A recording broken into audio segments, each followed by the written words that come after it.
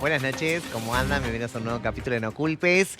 Y esta noche vamos a hablar del Cerro de la Gloria, ¿eh? El Cerro de la Gloria, un cerro en el cual siempre aquellos que corremos o aquellos que caminan visitan, pero que pocos conocen de su historia. ¿Querés participar de nuestro programa? ¿Querés dejarnos un mensajito? Dale a 0261-300-1600 y también nos podés encontrar en @replaycontenidos para lo que quieras. Comentar absolutamente todo acerca del programa. Queremos escucharte, obviamente. Un informe especial que tiene que ver con la historia. Una historia jamás contada en televisión. Por primera vez vas a vivir este gran informe especial. Vamos a conocer un poquito más acerca del Cerro de la Gloria. Primera parte del informe y nos metemos de lleno con el programa de hoy.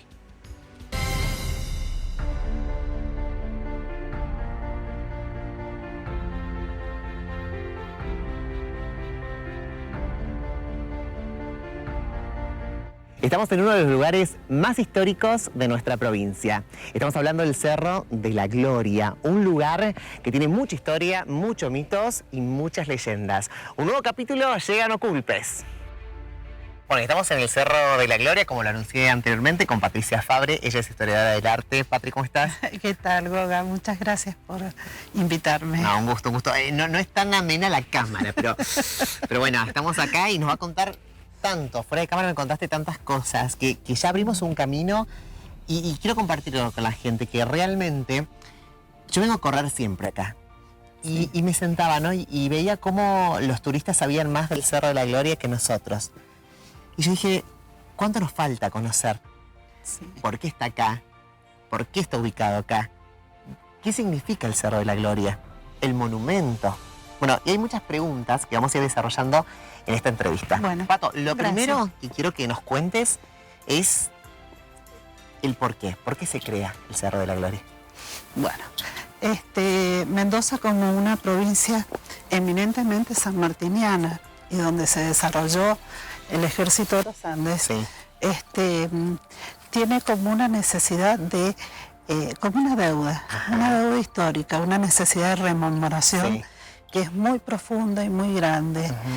Y que no la había podido cumplir por mucho tiempo porque el terremoto de 1861 había demandado una reconstrucción a donde fueron todos los esfuerzos. Cuando está en proceso ya más avanzado la reconstrucción, es donde se empieza a pensar, no tenemos un monumento a San Martín, el héroe de la patria, el héroe más grande de la patria, y eligió a Mendoza como el lugar para hacer la campaña de los Andes. Y ahí empieza a gestarse toda la idea del monumento. Bien, estamos hablando, perdón, ¿en qué época? 1880 1880. en adelante, o sea, en Bien. esos años entre el 80, 83, 87, Bien. empieza toda la preocupación y la angustia de decir, no hay un monumento. ¿Cómo puede ser que Mendoza, la ciudad donde San Martín organiza la campaña del Ejército de los Andes, todavía no tiene un monumento a San Martín? Total. Estamos hablando de 1880, ¿en este lugar era? No, en ese momento no. En ese momento está la idea de hacer un monumento, ¿no? En realidad, en un principio se pensaba en la ciudad. Sí. Y de hecho en la ciudad nueva, la que se estaba construyendo. Bien. En alguna de las plazas, en una ciudad que se había generado con 5 plazas, la Independencia y 4 plazas importantes. Entonces lo ideal era que estuviera en alguna de esas plazas. En ese momento viene un diputado nacional, que es Estanislao Ceballos, y dice, bueno, yo prometo presentar este proyecto al Congreso de la Nación. Bien. Lo presenta, se hace una ley y se consiguen fondos. Pero lamentablemente ese proyecto queda un poco en la nada.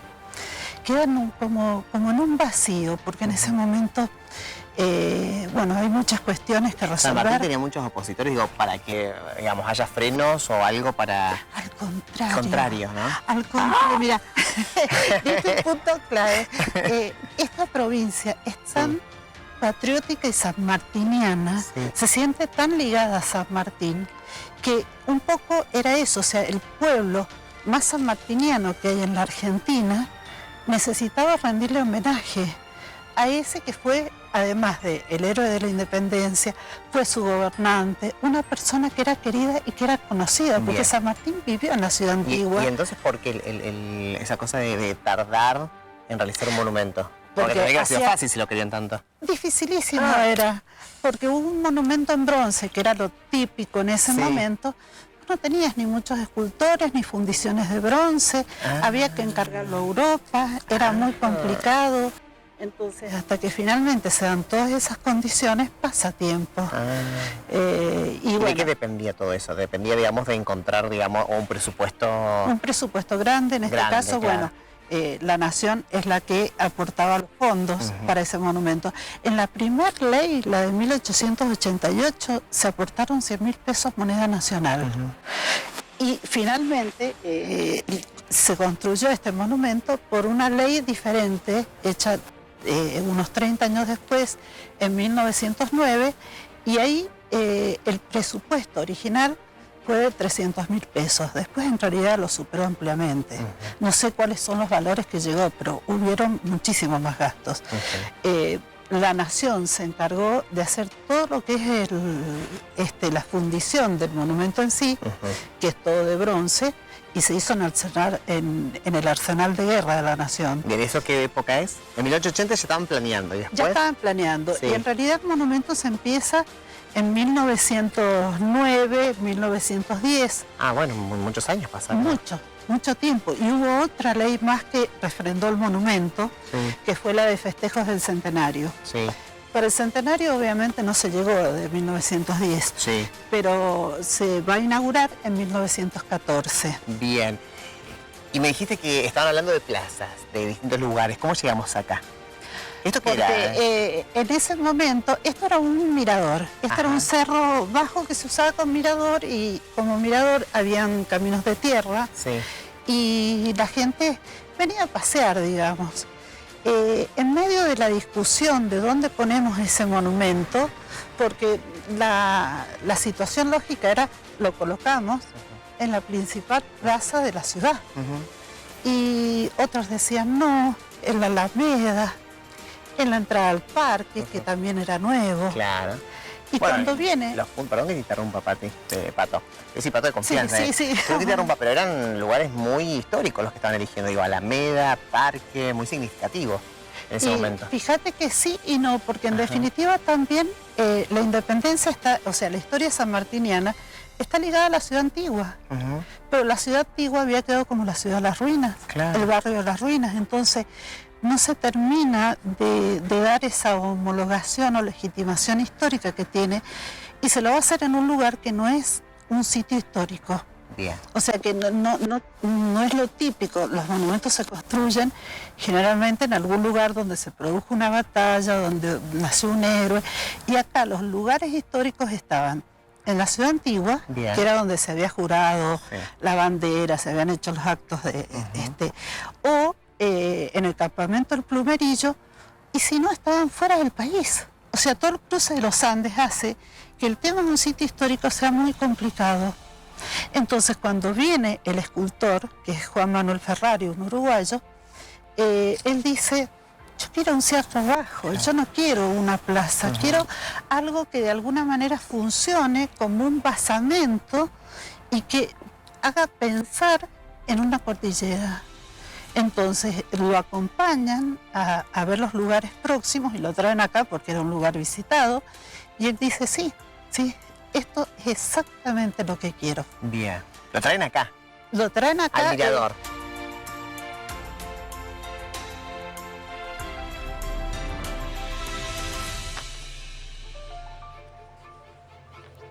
Ay, qué interesante. Un beso grande a Pato. La verdad es que muy gentilmente nos prestó de su tiempo para dar a conocer mucho acerca del Cerro de la Gloria. Un beso gigante, Pato. Ya voy a recibir a los invitados de esta noche. Voy a recibir a Roberto Dabul, arquitecto. Roberto, ¿cómo estás? Buenas noches. Y Daniel Grilli, profesor, licenciado y doctor en Historia. Daniel, ¿cómo estás? ¿Qué tal? ¿Cómo te va? Buenas noches. Muy bien, buenas noches. Voy a arrancar con Roberto, ¿no? Impresionante. Uno digo, desde la parte arquitectónica, vos decís, wow, qué impresionante realizar en esa época este tipo de monumentos. el- es- todas estas obras que estamos como acostumbrados a verlas, han sido grandes desafíos. Tenemos un problemita con el micrófono, así que voy a ir con Dani y ya desarrollamos. Voy con Dani ahora hasta que le arreglen el micrófono. Viene la producción. Un instante nada más, un pequeño instante. Dani, un poquito esto de cuando nos contextualizan la historia, ¿no?, de San Martín, qué importante para la época, ¿no?, de realizar monumentos, realizar muchos monumentos. Ahora, lo que implicaba, porque yo lo veo ahora y digo, mirá qué bien, qué monumento, pero en ese momento había que hacer ese tipo de obras. Tiene que ver también con lo que dijo Patricia recién, con Ajá. todo el tema del centenario. Argentina necesitaba mostrarse al mundo para este momento importante que fue 1910. Ujú. Entonces hay que entenderlo ahí, en ese contexto, en el contexto de monumentalidad de muchas obras públicas, con la idea de mostrar la grandeza que en ese momento tenía el país. Por ejemplo, cómo se ilumina, cómo se prepara Plaza de Mayo para los festejos del 10. Y hay que entenderlo también a este monumento dentro de esa concepción. O sea, como bien lo desarrolló Patricia, es una obra fabulosa. Si uno se detiene frente al caballo y frente a los granaderos, realmente la persona queda empequeñecida frente a ese monumento. Porque lograron eso, lograron captar la atención del público a través de la monumentalidad de esa mole, que de bronce realmente capta un momento muy, muy importante de la campaña. Es el momento, ya cuando, bueno, si querés después lo hablamos, me voy a adelantar en tema. No, Es el momento cuando ya San Martín está triunfante, Total. porque fíjate, el caballo viene con las riendas sueltas, viene en una marcha muy tranquila, o sea, eso está simbolizando el momento del fin de la campaña. Hay 3 monumentos que nos hablan de los momentos distintos de la campaña. Me imagino una campaña súper significativa, ¿no?, con Sí, todo esto.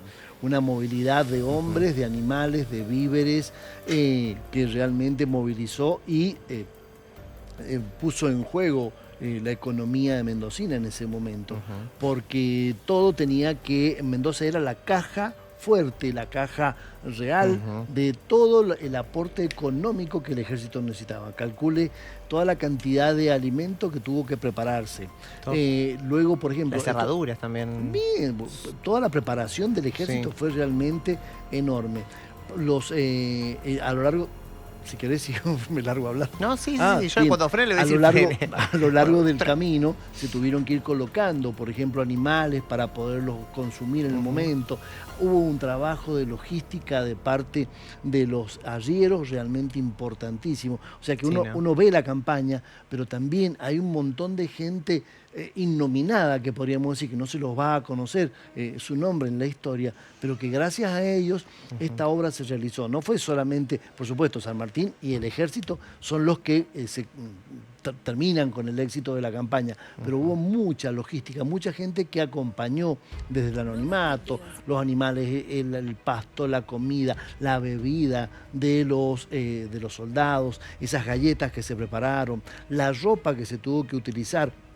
La ropa que vino de San Luis era muy finita, entonces se la tuvo que abatanar, que es un proceso de hacerla más gruesa, y ahí tuvo que ver el molinero Tejeda. O sea, hubieron varios elementos que se conjugaron en ese instante histórico para lograr un avance en la campaña. Fue una obra fabulosa. Y creo que el monumento intenta reflejar eso. Total. Vamos a seguir indagando acá, me encanta Dani. Uno ya, a la medida, siempre digo, lo lindo que tiene este programa es de ir conociendo gente tan especializada como ustedes y que nos puedan compartir su conocimiento. La verdad es que ya le agradecemos a ambos, ¿no? Y me encanta conocer, de verdad, a los invitados de este programa, que son muy valiosos.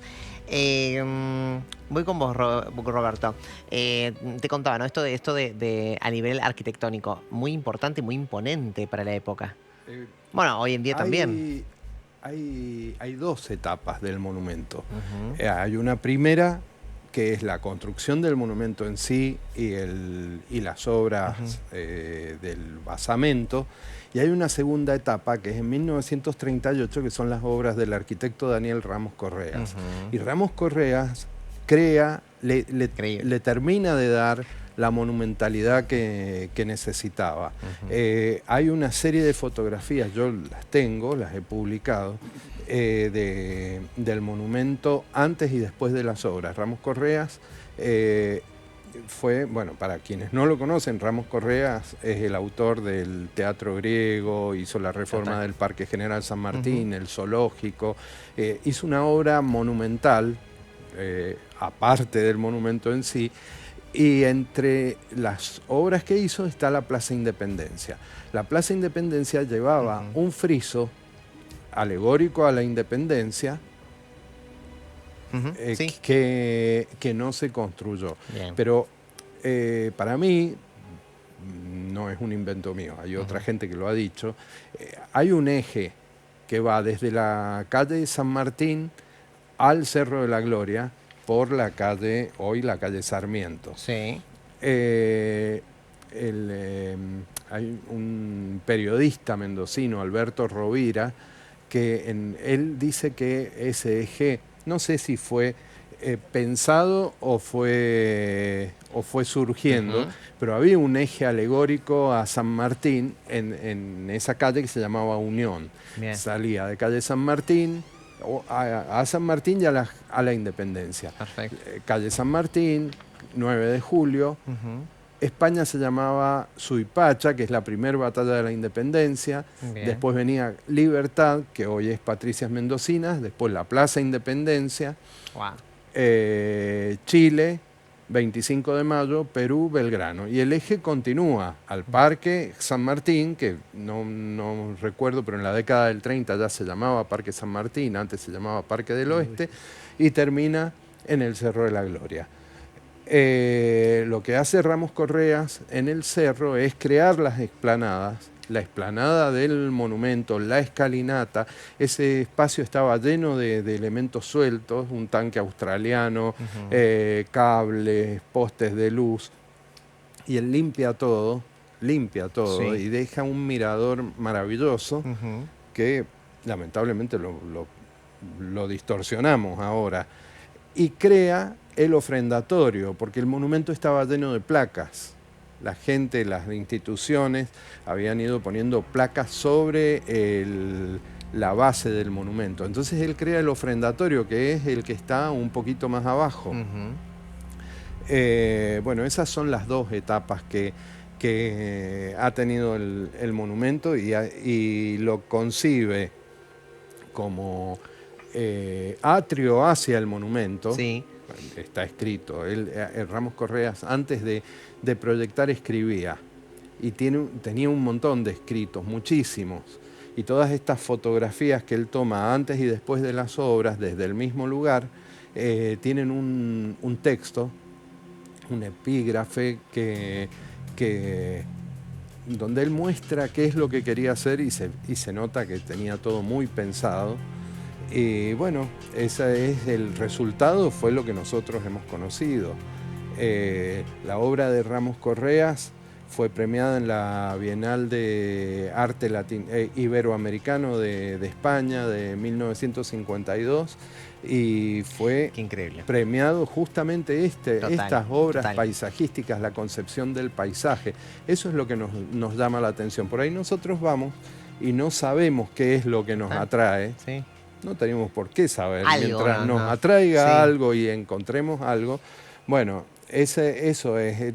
Él hace el basamento, estaba muy, muy sucio, muy balaustradas y qué sé yo. Y él hace un basamento, le termina de dar forma, pero como si fuera la roca natural. Lo limpia de todos los elementos clásicos que tenía, le limpia todo el entorno, construcciones, tanques, qué sé yo, y bueno, es la obra como quedó. Me encanta escucharte, ¿no? Y sobre todo aprender un poquito de los creadores de todo esto y por qué también, ¿no? Hicieron lo que hicieron. Vamos a la segunda parte del informe especial. La verdad nos encanta compartir esta historia. Por ahí vos vas a caminar, vas a recorrer, pero no la conoces. La segunda parte con Patri Fabre es esta. Juan Manuel Sí. Ferrari había presentado una propuesta Sí. para un monumento distinto, era un Sí. monumento a la Revolución de Mayo. Sí. Y a un miembro de la Comisión Nacional le había encantado porque este boceto o esta maqueta que no había ganado, había conseguido un segundo lugar, tenía una parte que era muy simbólica y se prestaba para esta conmemoración, que sería el grupo de arriba. Toda la parte del grupo de arriba que vamos a ver, esa era la parte del monumento de una de las maquetas. Entonces, ya estaba pensado como un monumento muy grande, que podría haber sido en una plaza como la Independencia, pero él no quería un lugar alejado. Y le dicen, no, hay grupos que se oponen porque era muy distante de la ciudad. Y en ese momento no existían los colectivos. Vos pensás que los colectivos son... Eso te iba a decir. Del 20 y pico en adelante. Claro, 1920 y pico. Entonces, quien puede llegar acá es quien tiene un carruaje. Estamos hablando de clase media alta. Alta. Alta. Bien. Alta. Dijiste alta, bien, perfecto. Carruaje, caballos, o sea, son todas cosas muy estaba pensado costosas. para la élite. Para la élite, bien. Exactamente. Entonces ese es un poco el cuestionamiento que hacen, que es muy simbólico el lugar en las estribaciones de la cordillera, desde los diarios. El periodismo son también confrontaciones políticas, ¿no? No solamente... Un periodismo independiente, un periodismo que correspondía, digamos, a una línea política en contra de los seres que pensaban acerca de este lugar. Sí, a veces es una pugna entre conservadores y no conservadores. Eso, muy bien. O hasta en los mismos conservadores entre distintas líneas del conservadurismo, ¿no? Pero un poco lo que molestaba era la idea que si un monumento iba a ser tan popular, ¿por qué quedaba tan alejado de donde residía el pueblo? Porque vos además pensás que las clases populares no residen en la ciudad nueva, residen en la ciudad vieja. Entonces llegar hasta acá era costosísimo, o sea, había que llegar... Caminando. Claro. Y sin embargo, bueno, al pueblo le encantó. ¿Al pueblo le encantó? Le encantó. De hecho, el día de la inauguración, el pueblo no estaba invitado. ¿La inauguración fue? El 12 de febrero de 1914. Bien, o sea que hace poco cumplimos... Sí, aniversario. Digo hace poco, por lo menos que esta nota se está grabando ahora en fines de febrero, digamos. Claro. Y cuando fue la inauguración, por supuesto que estaban invitados todos dignatarios, comisiones que habían venido de otras provincias, de Nación. ¿Y se arma así tal cual como los vemos, el Cerro de la Gloria, digamos? Está un poco modificada la parte de la base, todo, pero sí, las proporciones son iguales. Y me imagino que ese pueblo era todo una novedad, digo, algo tan grande, tan inmenso, San Martín, lo que significaba nuestra provincia. Era impresionante, o sea, realmente termina siendo uno de los grandes monumentos de su momento, no solamente de la provincia, del país. Y uno de los también más grandes de Sudamérica o de América Latina, ¿no? Es impresionante, hasta el día de hoy es impactante el monumento. Total. Y uno por ahí decía, bueno, vamos a hablar un poco del armado, ¿no? Sí. Cada pieza del Cerro de la Gloria, y ya llegamos, ya estamos acá, subimos las escaleras, llegamos acá, llegamos bien. Cada pieza tiene algo, un significado, digamos. Sí. ¿Cómo se hizo cada pieza? Tiene un simbolismo que es muy importante porque antes de este monumento, en esos 30 años que pasaron, se hace la estatua ecuestre de San Martín en la Plaza San Martín. Y provoca un enojo enorme esa estatua. Porque dicen, no es el monumento a San Martín que queremos. Ay, ¿por qué? Porque no querían solamente el héroe, ellos querían la representación, el pueblo me refiero a ellos. El pueblo quiere estar representado y dice, a ver, Mendoza dio todos sus bienes y sus hijos en esta lucha, o sea, la cantidad de hombres que fueron y fallecieron y murieron y mujeres que quedaron. Entonces, para el pueblo mendocino era una actitud de patriotismo tan extremo que el relato y la conmemoración tenía que ser para todos, para San Martín y para todos los héroes que lo habían acompañado en ese ejército. Entonces, este monumento contiene todo eso, un poco inspirado también por el Perito Moreno, que actuó como asesor de Juan Manuel Ferrari, y va haciendo todo el relato de la campaña, desde que se funden las armas en la maestranza, hasta lo que es el combate final. ¿Qué diferencia vemos entre, perdón que me corra un poco de tema, entre este monumento y el del Manzano Histórico? ¿Qué diferencia hay entre ese San Martín y este San Martín? Y este relata todo lo que es la campaña, el inicio y el final. En cambio, aquel de allá es ya casi el relato del final. Del final, sí. Del final. Están los huarpes, los... Ajá. Es el momento en que él vuelve al Manzano después de haber estado en Perú. Y ahí es. También es un monumento de otro momento, o sea, es de 1914 claro. y aquel es de 1950. Ah, bueno, tanto. Yo digo, muy antiguo, Sí. no tanto. Este estuvo pensado para el centenario de la Revolución de Mayo y aquel para el centenario del fallecimiento de San Martín. Hay muchas más preguntas, sí, pero vamos a subir un poquito más al Cerro de la Gloria para estar obviamente allí observando todo. Y te lo voy a dejar picando, ¿no? Te lo voy a dejar picando acá. ¿Hubo opositores de este monumento? Lo contamos en un ratito.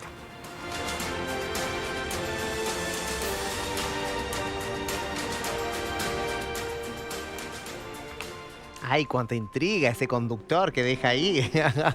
Cuánta intriga, por Dios. Hubo opositores, pero me voy a tener algo, porque estábamos acá, se armó como un estoy de acuerdo, no estoy de acuerdo, y me encanta esto, ponerlo acá en esta noche, hacerlo visible, ¿no? Que estábamos hablando con Patricia que decía, no todos podían acceder, ¿no? Sino la clase alta. Dani me decía que sí, y vos me decías, no estoy de acuerdo. No. ¿Por qué? Quiero tu parece visión que también. eso es más mito que... Me parece que a veces queremos encasillar las cosas. Sí. Entonces esto era para la clase alta y esto no era. Y no creo que haya sido así. El parque, cuando se proyecta el parque, se proyecta con una serie de quintas en la periferia, en los alrededores. Estaba rodeado de parques. Y el gobierno, que era un gobierno conservador, le pide a TAIS que haga un parque totalmente público. Entonces no es tan así. Por otra parte, se dice el Rosedal para que se paseen en carruaje, qué sé yo. Y el Rosedal lo hace el gobierno lencinista, que no era un gobierno conservador. Y tengo documentos de la gestión de Ramos Correas, donde su preocupación era que la gente fuera al zoológico, por ejemplo. Que habían aumentado el valor de la entrada al zoológico. Él fue director de Parques, Calles y Paseos. O sea, el zoológico estaba en su jurisdicción. Y habían aumentado el precio de la entrada al zoológico y él se queja, y lo bajaron después, porque aumentaba la recaudación, pero iba menos gente. Entonces no creo yo que haya sido así esa cuestión que siempre se repite de que eran los conservadores. Sí, bueno, existían los conservadores, existía todo, pero la realidad es mucho más mezclada y mucho más diversa. Mi mamá, que nació en el 24, iba al parque, a la escuela de dibujo al aire libre no se me ha olvidado el nombre ahora. Y era la hija de un almacenero de San José, que se tomaban el tranvía, se iban al parque.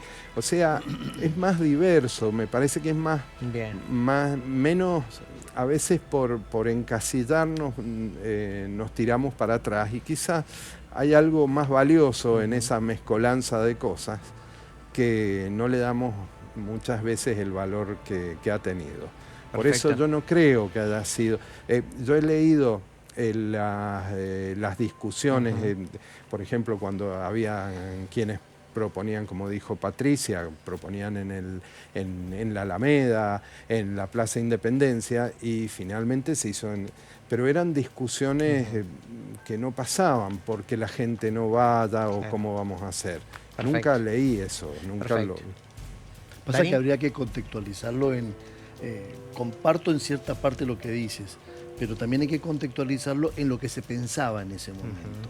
El parque ha sido concebido por la generación del 80, en la cual ellos se consideraban los más aptos para votar, para manejar la cosa pública. Cuando uno observa, ten en cuenta que tu mamá pudo ir porque había pasado el gobierno lencinista. O sea, el periodo del lencinismo es cuando se abre el parque a todo. ¿Por qué? Porque en el periodo anterior, los portones del parque, los centrales, solamente se abrían cuando pasaba Emilio Civit, cuando pasaba el gobernador hacia aquel lado. En tanto se mantenía cerrado. Sí tenía los portones laterales cuando tenía los otros 4. pero la concepción en general es una concepción, desde mi punto de vista, es elitista porque los caballitos de Marley, toda la estructura edilicia o todos los monumentos que tiene el parque son directamente adquiridos en Europa a través de compra o lo que fuere, pero eso te está mostrando la acción de ese grupo. Y por ejemplo, la instalación del hospital provincial, ¿por qué se instala ahí? Y porque lo que viene a hacer el Emilio Civit en la antigüedad, o hasta hace un tiempo atrás. La instalación de ese hospital estaba muy lejos de la ciudad. ¿Quién podía venir? Como bien lo dijo Patri, solamente aquellas personas que tuvieran un recurso de transporte. El mismo lago, cuando se hizo el lago y las regatas, o sea, no estamos discutiendo de que es elitista o no, es la concepción de la época. No vamos a discutir, claro, no estoy de acuerdo, pero no lo vamos a discutir, da para más. Nunca he visto, nunca he leído, jamás he leído que los portones estuvieran cerrados y sin embargo lo he escuchado ahora. Sí, está en el libro de Patricia Fabre. Sí, pero yo no lo he leído nunca en ningún documento de nada. No lo he leído, no he encontrado nunca una referencia a eso. Pero bueno, son temas que no vamos a discutir ahora, que habían conservadores, habían no conservadores. Sí, bueno, políticamente. Nada más que hay que contextualizarlo en lo que en ese momento la gente pensaba. O sea, ¿cuál era la idea? Y construir ese pulmón verde que la ciudad no tenía. ¿Por qué? Porque veníamos de esa gran epidemia que había tenido. Connie le dice a los gobernantes de la época, es necesario crear un pulmón para que Mendoza pueda salir de la situación epidémica en la que se encontraba. La legislación de las aguas, la legislación de las acequias, tiene toda una concepción. La generación del 80 fue brillante en eso. Pero como asimismo lo pusieron en práctica en la nación, también aquí en la provincia. Era un grupo el que gobernaba, un grupo el que votaba y un grupo el que elegía. Bueno, tengo que mira, la producción, es que rico este debate, pero ¿sabes por qué? Me encanta es una discusión intelectual, ¿no? Una discusión con dos pensamientos no distintos y obviamente que está buenísimo después poder refutarlo. ¿Por qué le digo después a los dos? Le digo, vamos a tener el objetivo de refutar lo que están diciendo, ¿no? Con algunas imágenes, con alguna prueba. Porque va a haber una segunda parte. Nos quedó mucho material afuera y queremos tenerlo a los dos nuevamente, ¿sí? Porque son tan ricos los dos en cuanto a su conocimiento. Y me encanta esto lo que se da, ¿no? Que podamos tener dos puntos de vista acerca de una época y acerca de nuestra cultura. A los dos los comprometo. Segunda parte, ¿eh? Segunda parte. No me mire así, Roberto. No, pero con mucho gusto. No me mire así. A ustedes que están en casa, muchísimas gracias por acompañarnos. ¿Te quedaste con ganas? Yo también, pero hay una segunda parte. Gracias por acompañarnos. Chao.